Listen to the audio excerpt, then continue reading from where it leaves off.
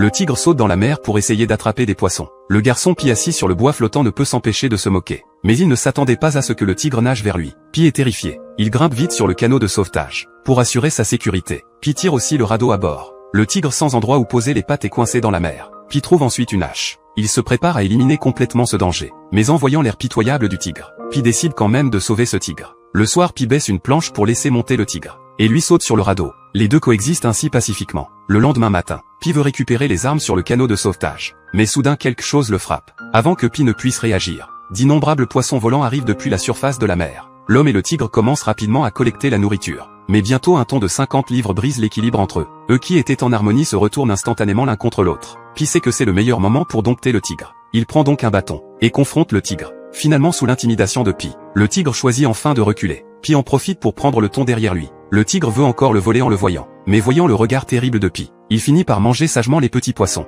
Cela fait comprendre à Pi que pour survivre dans cette mer, il ne peut que dompter complètement ce tigre. Il s'approche donc du tigre avec le bâton. Le tigre effrayé a très peur. Mais il ne s'attendait pas à ce que Pi lui tende un morceau de poisson. Pi veut faire sentir au tigre sa bienveillance. Sous cette carotte et ce bâton, le tigre est finalement dompté par Pi. Pi pensait pouvoir coexister pacifiquement jusqu'à terre. Mais il ne s'attendait pas à ce qu'une tempête soudaine brise tous ses espoirs.